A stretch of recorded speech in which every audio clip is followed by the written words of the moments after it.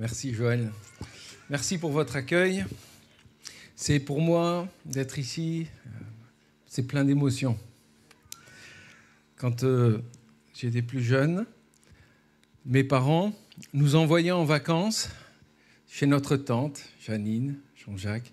On profitait des cousins et puis on était le dimanche au culte. Alors on a connu Salon de Provence, après l'église qui était sous la voûte de l'immeuble. Je ne sais pas si pour certains vous repérez.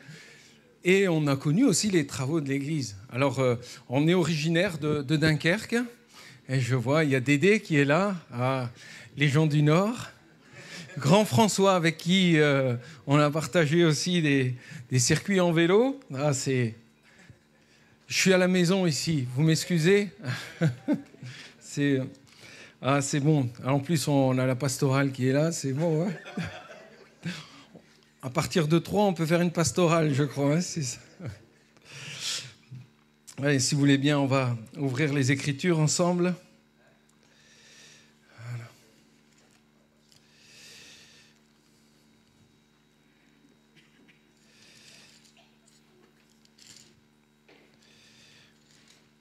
Prions. Amen. Merci pour ces moments, Seigneur, que nous pouvons passer dans la communion fraternelle. Seigneur, on se réjouit de ta présence au milieu de nous, parce que ta présence ravit nos cœurs. Elle nous façonne, elle nous change, Seigneur Jésus. De jour en jour, Seigneur, d'année en année, Seigneur, quand le temps défile sur nos vies, on est des fois surpris de voir que tout va tellement vite. Seigneur, le temps passe si vite, nous file entre les mains. Et Seigneur, nous ne te connaissons pas encore comme nous devrions te connaître. Mais nous savons qu'un jour, nos yeux te contempleront. Et nous passerons l'éternité avec toi. Alors Seigneur, nous ne voulons pas nous délaisser de cette espérance. Seigneur, et nous encourager les uns les autres par ta parole ce matin. Viens fortifier mon frère, ma sœur, qui passe par des moments difficiles. Viens bénir celui qui est face à des choix, Seigneur, à des décisions importantes à prendre. Seigneur, je te prie pour ceux qui passent par la maladie, par la souffrance, par le deuil. Seigneur, tu viens déposer un baume sur cette église. Seigneur, tu viens nous réconforter par ta parole, nous encourager, et que ton nom soit loué, Jésus-Christ. Amen. Amen. Je vous invite dans une lecture, on va prendre le psaume 63. Et je vais vous parler des bienfaits du désert. Pas des bienfaits du dessert, les bienfaits du désert. Là, vous me regardez avec des grands yeux. Comment ça, Mathieu? Comment peux-tu dire que dans le désert, on peut y trouver des bienfaits? Eh bien si, c'est ce que nous allons voir au travers de la parole. Psaume de David. Lorsqu'il était dans le désert de Juda. Ô Dieu, tu es mon Dieu. Je te cherche, mon âme a soif de toi, mon corps soupire après toi, dans une terre aride, desséchée, sans eau. Ainsi, je te contemple dans le sanctuaire, pour voir ta puissance et ta gloire, car ta bonté vaut mieux que la vie. Mes lèvres célèbrent tes louanges. Je te bénirai donc toute ma vie. J'élèverai mes mains en ton nom, mon âme sera rassasiée comme de mets gras et succulents, et avec des cris de joie sur les lèvres, ma bouche te célébrera. Lorsque je pense à toi sur ma couche, je médite sur toi pendant l'éveil de la nuit, car tu es mon secours, et je suis dans l'allégresse à l'ombre de tes ailes. Mon âme est attachée à toi, ta droite me soutient. Mais ceux qui cherchent à m'ôter la vie iront dans les profondeurs de la terre. Ils seront livrés au glaive, ils seront la proie des chacals, et le roi se réjouira en Dieu. Quiconque jure par lui s'en glorifiera, car la bouche des menteurs sera fermée. Amen, amen. Ce psaume fait partie du deuxième recueil des psaumes de David. Et on sait que le livre des psaumes, ce sont 5 recueils. 5 recueils comme ce parallèle avec les 5 livres de la Torah, le Pentateuque, Et cette référence aussi avec les 5 discours de Jésus dans l'évangile de Matthieu. Il y a ce chiffre 5 qui est là, qui est important. Et dans ces 5 recueils, on est ici avec une dizaine de psaumes qui font partie de ce deuxième recueil, le psaume 42 jusqu'à 72, et comprenant plusieurs ici auteurs. Dans ce recueil, nous y trouvons un psaume de Corée, d'Asaph, de David, de Salomon. Et les psaumes de David ont pour thème ici, dans ces lectures, de cette lecture aussi que nous venons de faire, du roi en fuite. David partage ses trahisons avec Doeg, l'Édomite, psaume 52, Ziphien, psaume 54, les Philistins, psaume 56, le Saül, psaume 57, 59, 63. David est dans ces psaumes et il exprime les moments où il a été à plusieurs reprises trahi. Est-ce que vous avez déjà été trahi dans votre vie, dans des moments particuliers de votre vie où vous avez connu une trahison? David a connu la trahison. Et pendant de nombreuses années, David va fuir. Et autour de lui, des gens de toutes conditions, des gens rejetés, des gens qui ont souffert dans leur vie vont le rejoindre. Alors que David, là, est un homme qui a dû fuir devant son adversaire, qui est ni plus ni moins que Saül. Saül en voulait à David. On est ici dans un récit entre Goliath et la royauté qui va être reconnue de David. On sait tous comment ça s'est passé. Goliath, qui était ce grand soldat, qui était la fierté des Philistins, va être terrassé d'une pierre sur le front. Sa tête sera coupée. Sa tête sera amenée par David à Jérusalem, devant Jérusalem, comme quelque chose qui annonce qu'à Golgotha, il y a le péché qui va tomber. Amen. C'est déjà ici dans une œuvre prophétique que David va agir. Goliath a été détruit. Mais il se passe quelque chose. C'est que David, alors qu'il a été oint, choisi par l'Éternel pour être le roi, il va devoir errer pendant des années, parce que Saül ne veut pas laisser sa place. Là, Dieu a enlevé de Saül la royauté, mais cet homme s'attache à son trône. Et il ne veut rien laisser. Donc, il y a une jalousie qui va se créer parce que David a toute la faveur de l'Éternel. Et Saül est plein de jalousie et il cherche à tuer David.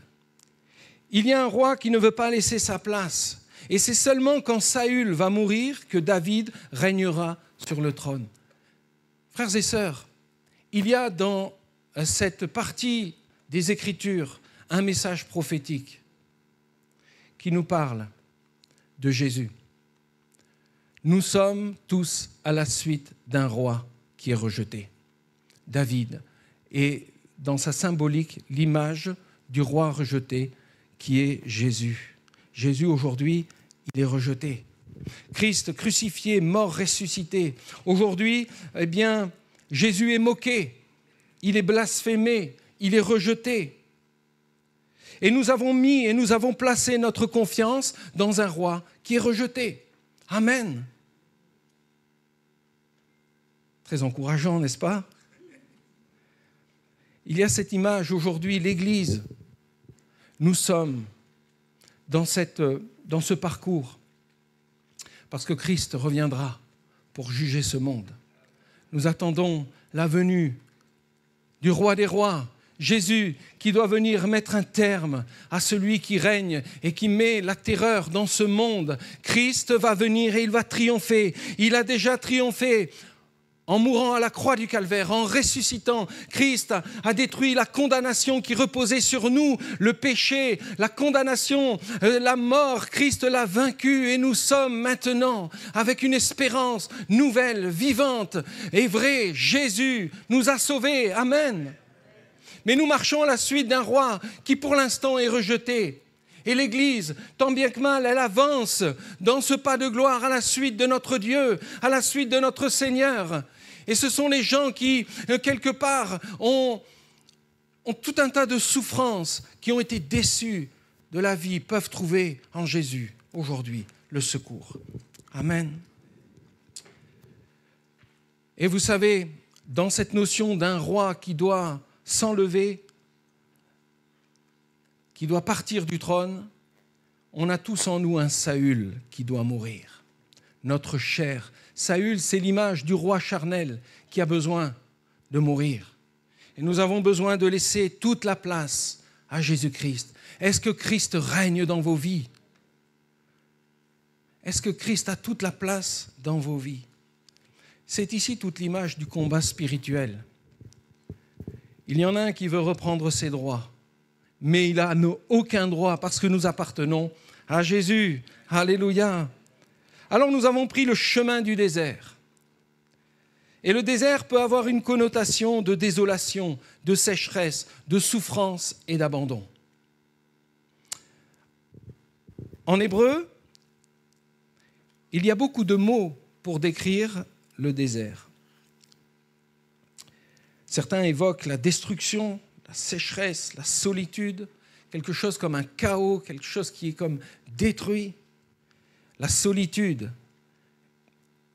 Et le seul mot qui a une connotation positive, c'est le mot midbar en hébreu.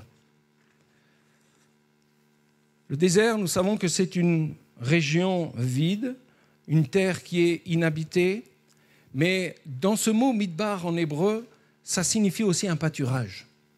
Là où notre âme peut être rassasiée, là où le berger prenait son troupeau, il l'emmenait dans le désert, où il y a les pâturages. Et le désert, littéralement, en hébreu, signifie « d'où vient la parole ».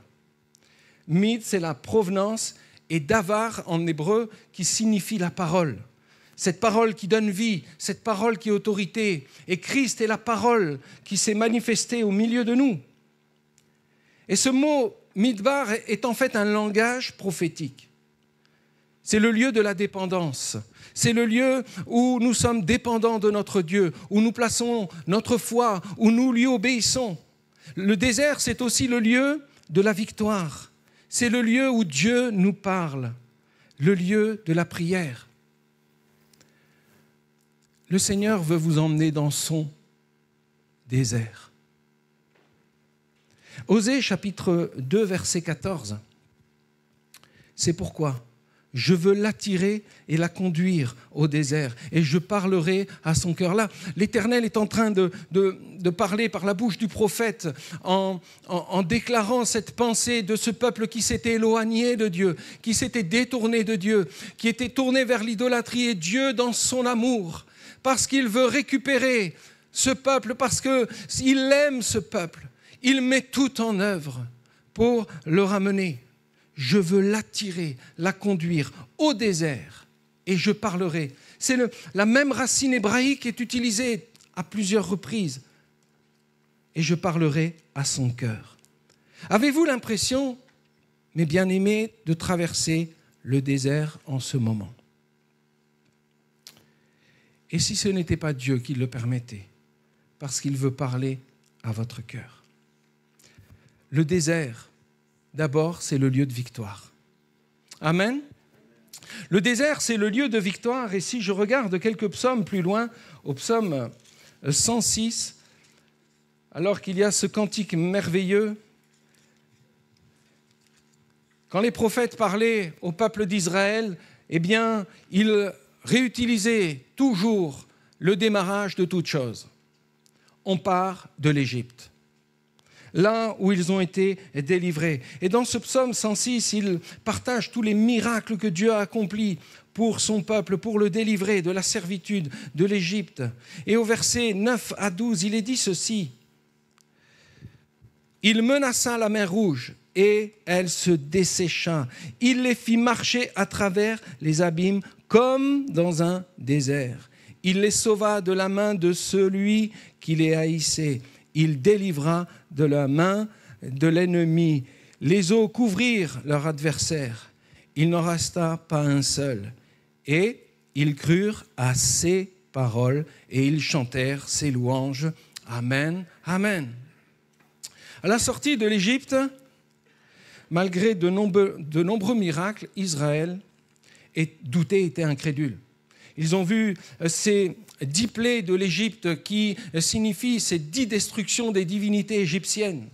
Ils ont été témoins de toutes ces plaies et de voir comment Dieu est intervenu. Et au moment où ils quittent l'Égypte, ils arrivent face à la mer Rouge. Et qu'est-ce qui se passe devant cette mer? Elle est comme un blocage. Elle les amène, ils ont l'impression, mais comment les choses vont se passer? Et Dieu va ouvrir la mer en deux. Ce n'est pas dans de la boue qu'ils vont traverser, mais dans un sol qui était sec, comme un désert.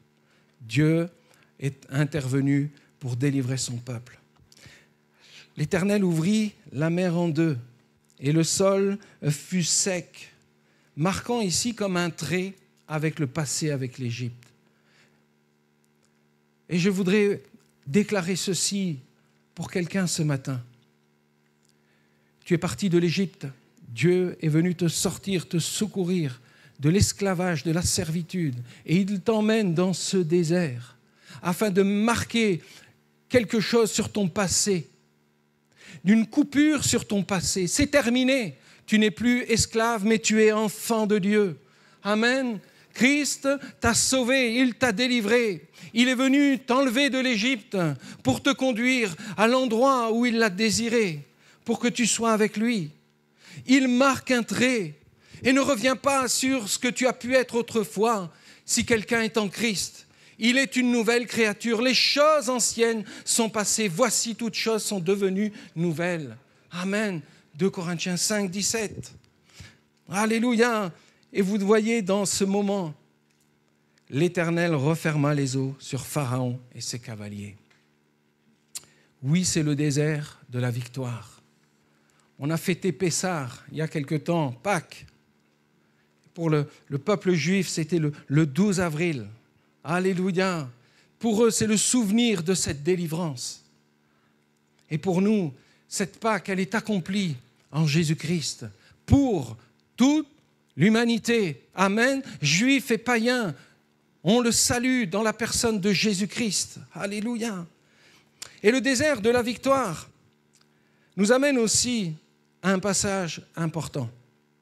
Et je vous emmène dans l'évangile de Marc au chapitre 1er. Et on va retrouver cet homme, ce prophète, Jean-Baptiste, après 400 ans de silence prophétique, depuis Malachie. Il n'y avait plus de paroles qui étaient données, il n'y avait plus d'hommes, de prophètes, à l'image de tous ces hommes qui avaient servi l'Éternel.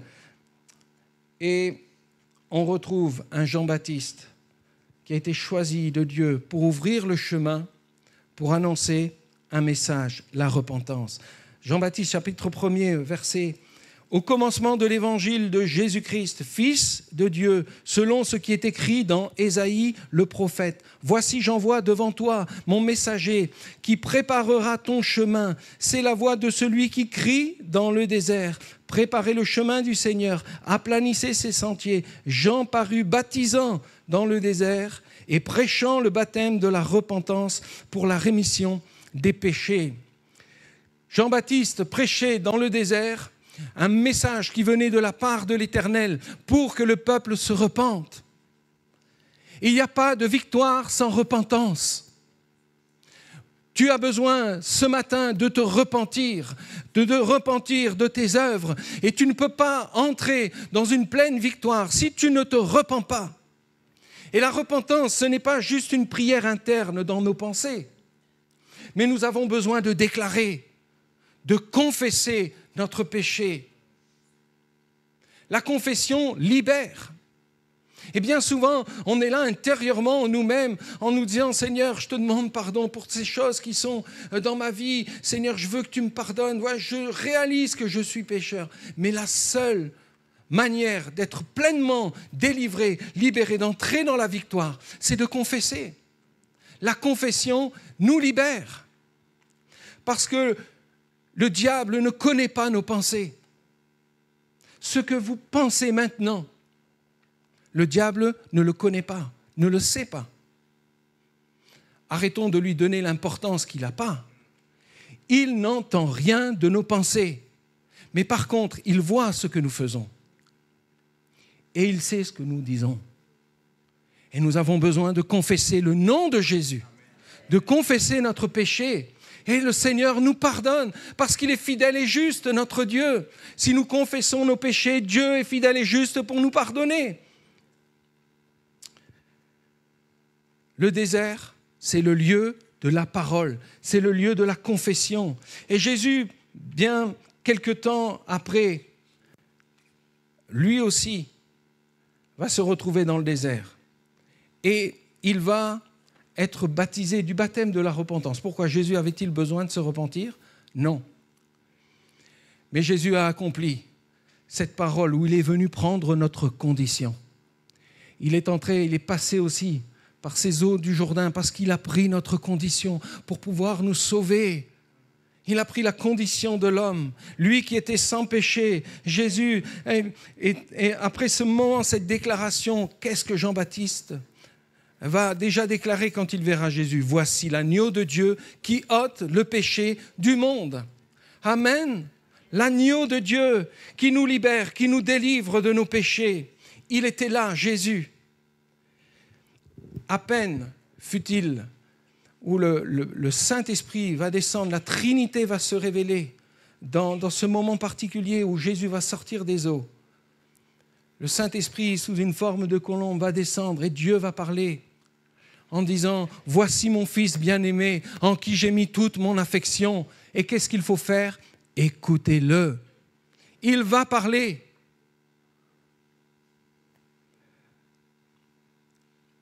Et Jésus, à ce moment-là, il va être envoyé dans le désert. Poussé par l'Esprit, nous dira Luc chapitre 1er, j'ai donné les références, on va les lire ensemble. Avant que vous me dites, mais c'est dans la Bible tout ce qu'il dit, Matthieu? Mais bien sûr, ne vous inquiétez pas.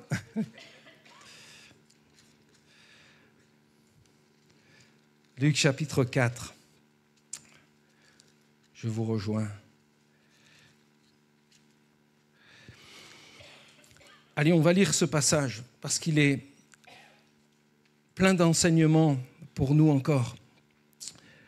Jésus, rempli du Saint-Esprit, revint du Jourdain et fut conduit par l'Esprit dans le désert, où il fut tenté par le diable pendant 40 jours. Il ne mangea rien durant ces jours-là. Et après qu'ils furent écoulés, il eut faim.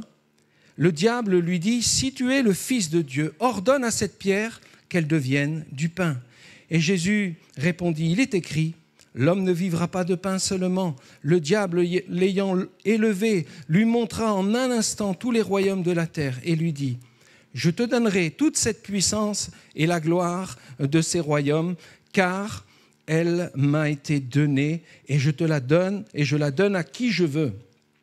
Si donc tu te prosternes devant moi, elle sera toute à toi. » Jésus répondit, « Il est écrit, tu adoreras le Seigneur ton Dieu et tu le serviras lui seul. » Le diable conduisit encore à Jérusalem, le plaça sur le haut du temple et lui dit, « Si tu es le Fils de Dieu, jette-toi d'ici en bas.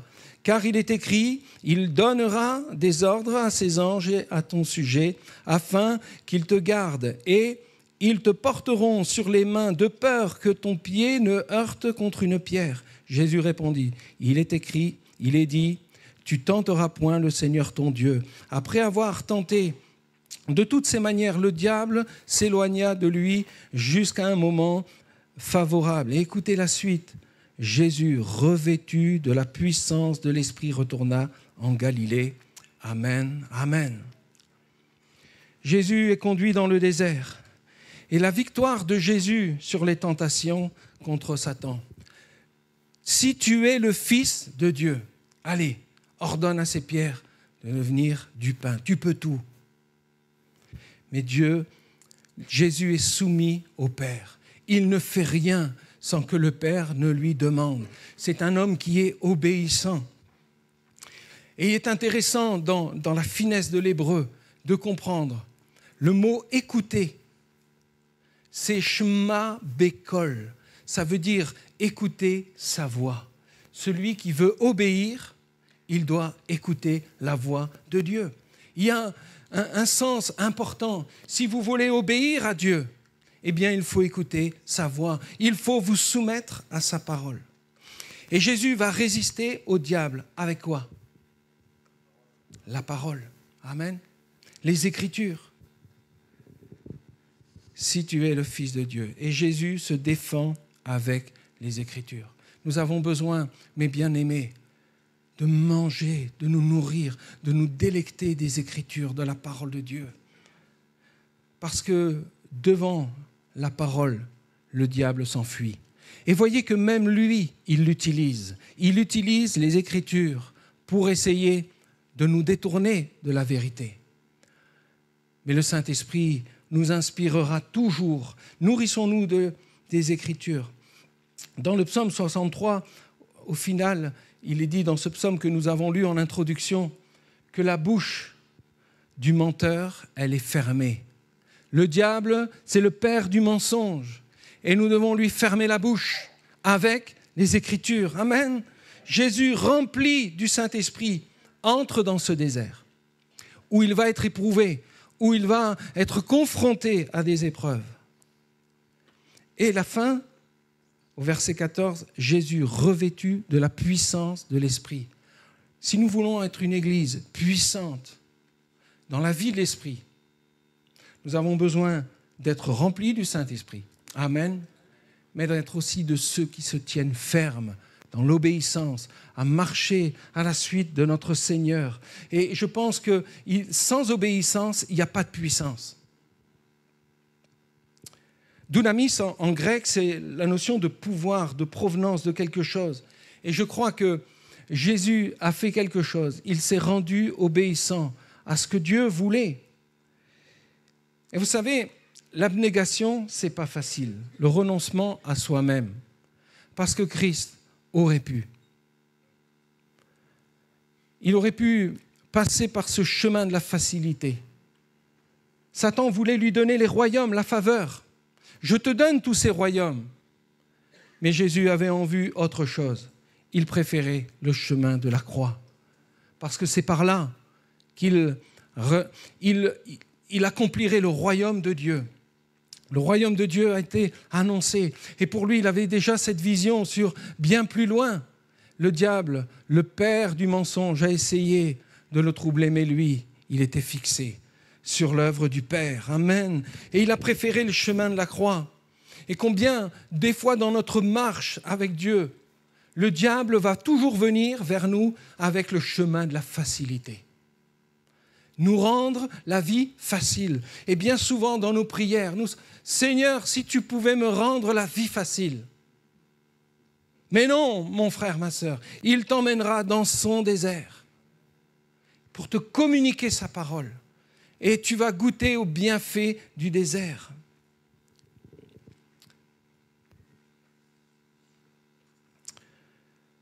Jésus lui-même a connu un désert, celui de Gethsémane. De Gethsémane jusqu'à la croix. Il a été seul quand il priait, seul quand ils l'ont arrêté, parce que tous ses disciples se sont sauvés. Oh, Pierre qui disait « Mais je suis prêt à mourir avec toi ». Quand les soldats sont arrivés, que Judas l'a trahi, ils sont tous partis. Jésus a été seul. Il a été accusé devant le Sanhédrin. Il a été moqué devant Hérode, devant Pilate. Et cette foule qui criait « Crucifie-le ». Il était seul devant une foule qui criait « Crucifie-le ».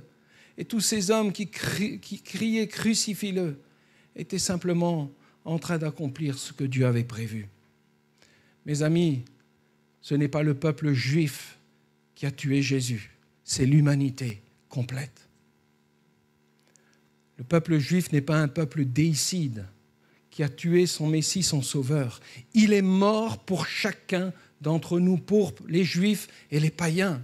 Et nous devons réaliser toutes ces choses, que il a été crucifié selon ce que les Romains faisaient à l'époque, quelque chose qui était atroce.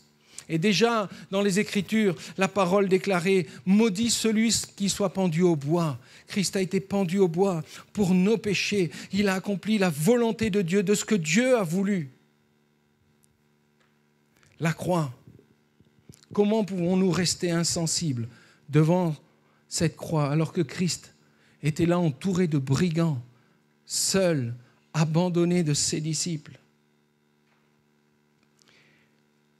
Christ sera capable de dire « Père, pardonne-leur, parce qu'ils ne savent ce qu'ils font ». Jésus était crucifié sur la croix et ces hommes sont venus. « Si tu es le Fils de Dieu, eh bien descends de la croix ». Les mêmes déclarations, si tu es le Fils de Dieu, quand il était dans le désert, ce désert-là aussi où il est crucifié. Les hommes vont dire, mais si tu es le Fils de Dieu, descends. Mais mon ami, je suis le Fils de Dieu et je resterai sur la croix pour que tes péchés soient pardonnés. Et c'est pour ça que Christ, est resté. Il aurait pu appeler une légion d'anges pour venir le secourir. Mais il est resté sur la croix pour donner sa vie pour chacun d'entre nous, pour que nous puissions être sauvés. Et dans ce désert, Christ a triomphé. Il a triomphé sur nos péchés, détruisant les œuvres de Satan. Et en triomphant sur la mort, Christ est ressuscité.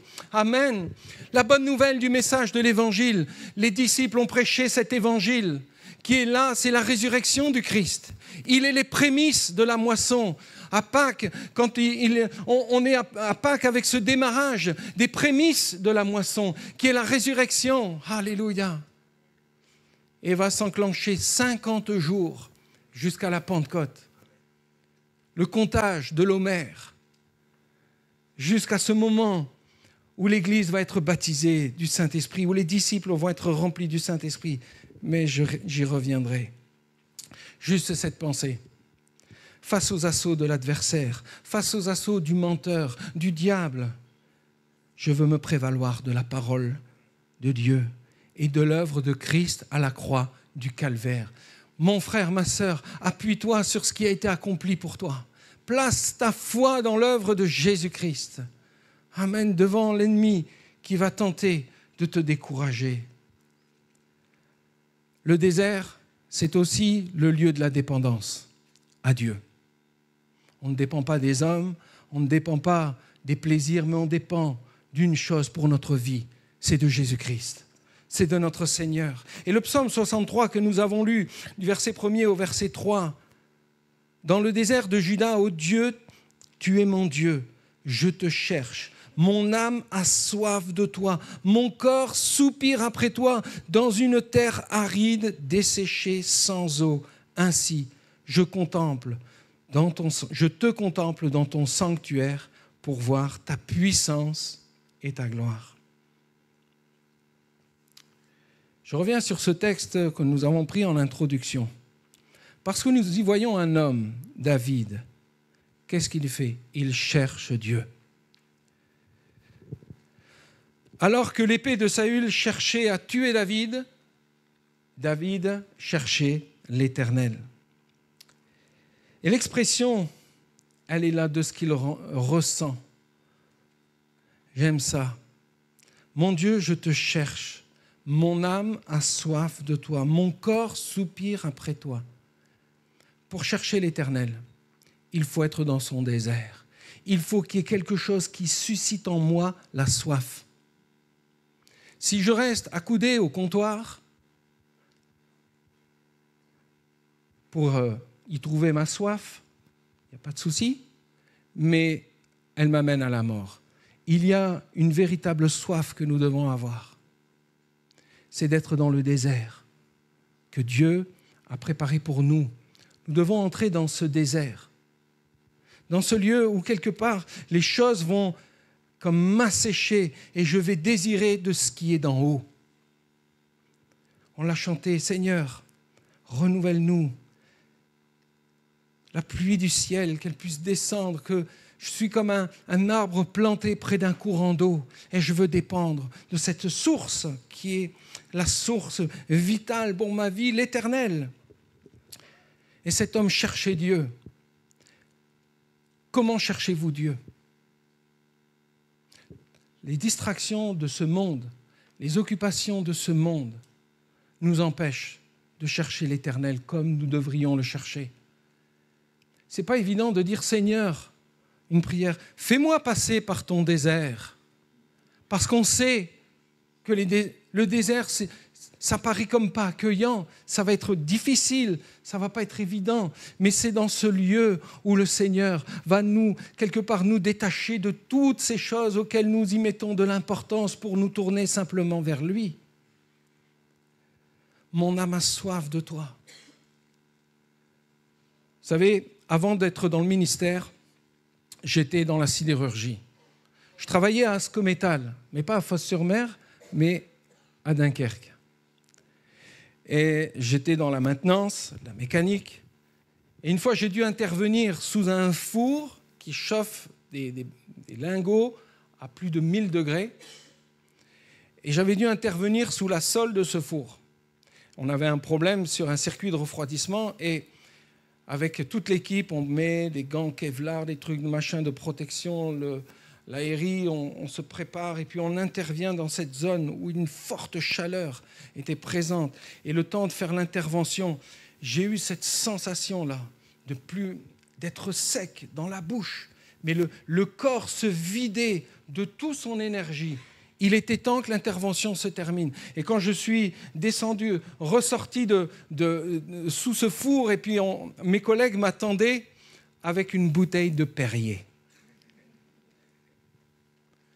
Mais j'ai eu l'impression, au départ, quand je me suis mis à boire, que l'eau débordait de mes lèvres, je n'arrivais pas à avaler l'eau. Je suis arrivé à une sensation de soif, je n'avais jamais connu ça. Parce qu'on a été un peu dans le feu de l'action, le corps s'est vidé. Et le Seigneur veut nous emmener dans son désert pour que nous puissions avoir cette sensation de soif, pour que lui nous remplisse de cette eau, cette bénédiction qui vient du ciel. Nous avons besoin de l'eau du ciel dans nos vies, que nos âmes soient rafraîchies de la présence de l'Éternel. Je m'en suis sorti vivant, je suis là aujourd'hui devant vous, mais j'ai dit une fois, plus jamais. C'était éprouvant. Je préfère avoir la soif qui vient du ciel, alléluia, d'être dans le désert de l'Éternel. Parce que David dira, dans une terre aride et desséchée, sans eau, ainsi je te contemple. C'est intéressant de voir dans ce passage qu'il contemple ton sanctuaire. Je veux contempler ton sanctuaire. N'oublions pas, David, à l'époque, c'est un berger.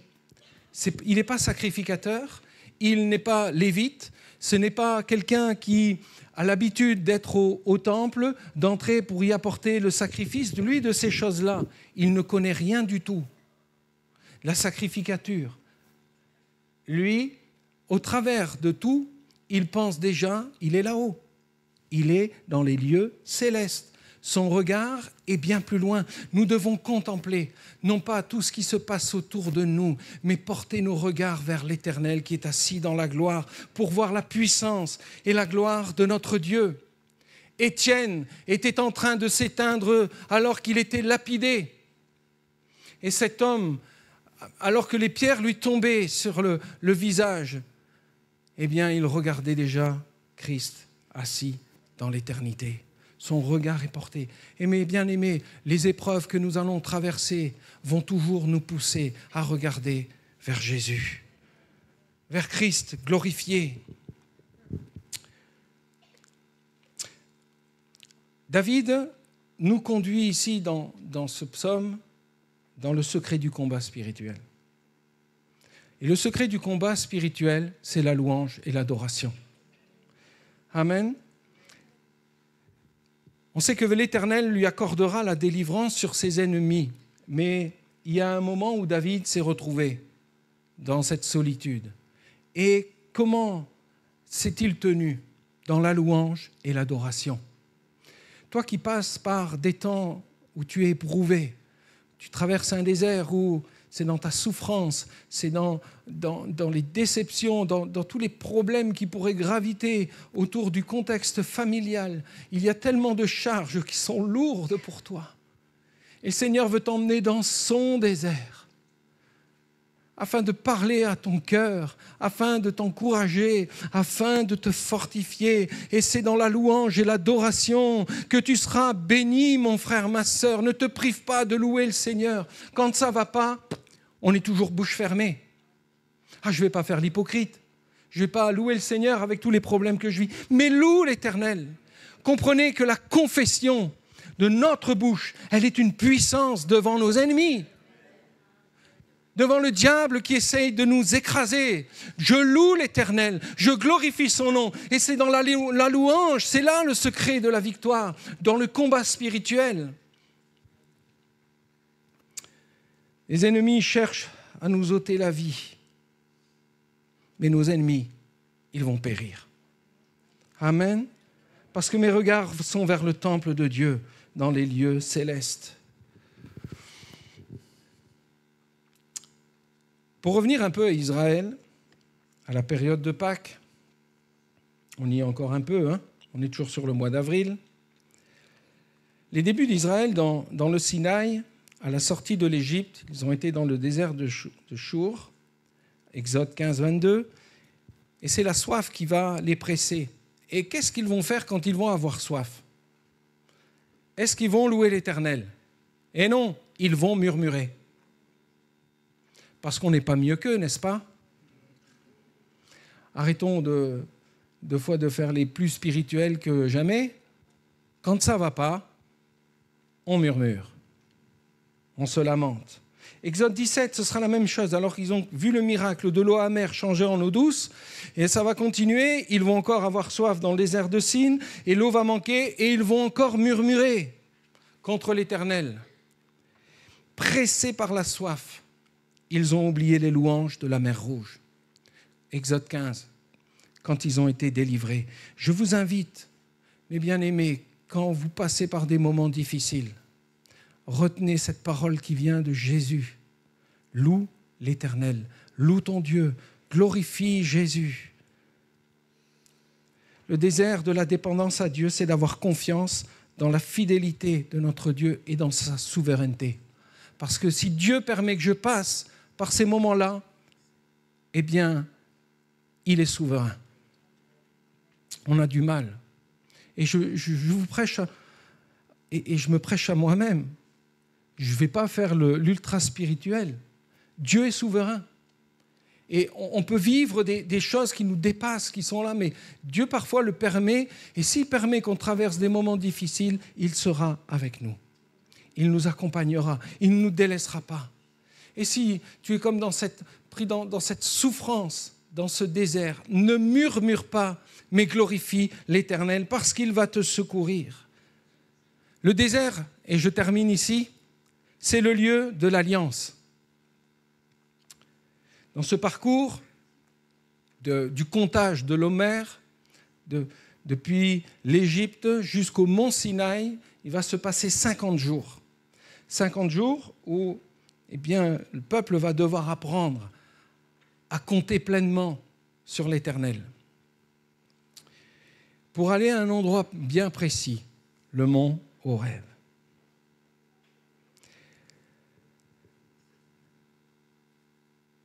C'est un temps de désert, un temps d'épreuve, mais là, Dieu se tient avec son peuple parce qu'il veut lui parler.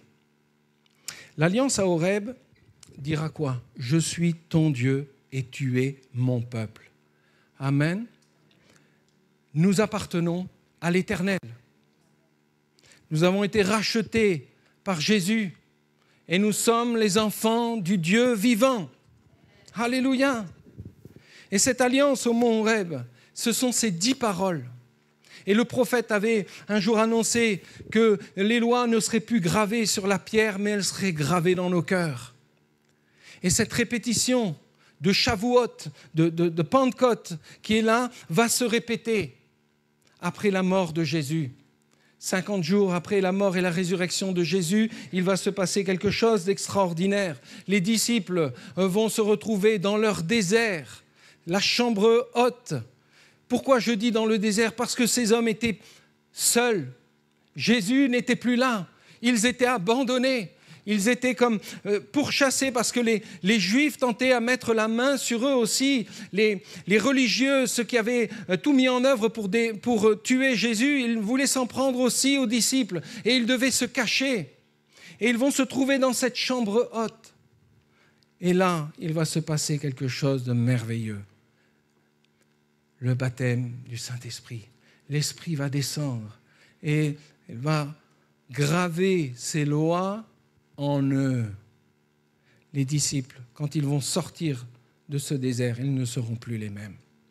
Pierre qui avait trahi Jésus, Pierre qui s'était sauvé devant l'arrestation du Christ, qu'il avait renié par imprécation, c'est-à-dire il avait dit non, je ne le connais pas, par 3 fois. Cet homme va renier Jésus. On ne pourrait même pas miser sur lui.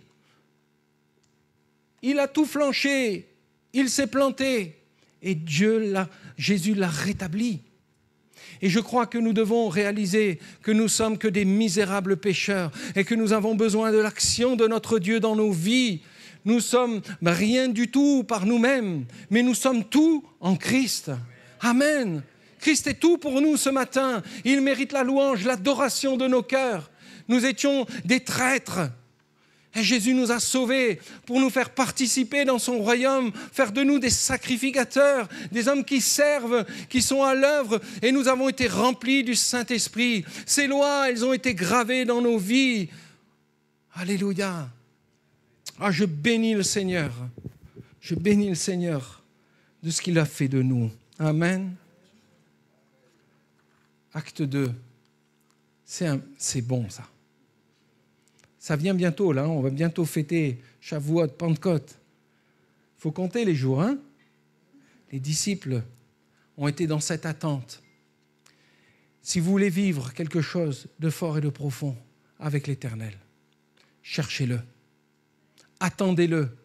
Il viendra vous visiter de son amour et toucher vos vies et vos cœurs. Alléluia. Il y a une urgence, une nécessité que tu ailles au désert ce matin. Osée chapitre 2 verset 14, je veux t'attirer et te conduire au désert pour parler à ton cœur. Il y a un rendez-vous pour toi ce matin devant le Sauveur. Que tu reconnaisses que Jésus-Christ est le Christ, il est le Messie, Yeshua le Sauveur. Yeshua, Mashiach, le Sauveur. Tu as besoin de te tenir devant lui ce matin parce qu'il veut parler à ton cœur. Le désert, c'est le lieu de la repentance, le lieu de la délivrance, le lieu d'une dépendance complète à Dieu qui pourvoit, qui nous garde, qui nous accompagne sur le chemin. Et c'est un lieu de rétablissement. Amen. Alors les bienfaits du désert, nous les voulons ce matin. Alléluia. Qu'on s'y tienne, prions ensemble. Béni soit ton saint nom, Jésus. Seigneur, merci parce que tu ne nous conduis pas au désert pour nous faire mourir. Seigneur, mais tu nous conduis au désert pour nous communiquer la vie. Ces pâturages qui nous attendent, Seigneur Jésus, pour rafraîchir nos âmes, Seigneur, pour nous reconstruire, Seigneur. Parfois, nous avons tellement besoin d'être emmenés avec toi au désert pour que tu parles à nos cœurs. Seigneur, que tu nous rétablisses avec toi. Si la relation avec Jésus a été brisée parce que tu as lâché sa main, parce que tu l'as abandonné, le Seigneur veut t'attirer à lui parce qu'il t'aime et il veut pouvoir parler à ton cœur, pouvoir rétablir ce qui a besoin d'être rétabli. Comme Pierre a eu besoin que Jésus parle à son cœur. De la même manière, le Seigneur veut parler à ton cœur ce matin pour te rétablir et t'emmener dans sa présence, afin que tu t'abandonnes pleinement à lui, que tu aies une pleine dépendance dans ce Dieu qui peut pourvoir à toi, à tes besoins, la manne du ciel qui n'a pas cessé de tomber. Seigneur, tu as été celui qui a pourvu à l'eau, rocher, dans le désert. Israël n'a manqué de rien. Seigneur, et nous croyons que dans notre marche ici-bas, nous ne manquerons de rien parce que nous sommes accompagnés, alléluia, de ta personne, Jésus-Christ, le Saint-Esprit, qui est le consolateur, qui est un autre moi-même, dira Jésus. Il nous a été envoyé pour que nous soyons, alléluia, protégés, gardés. Merci pour ce désert. Jésus. À toi la gloire. Amen.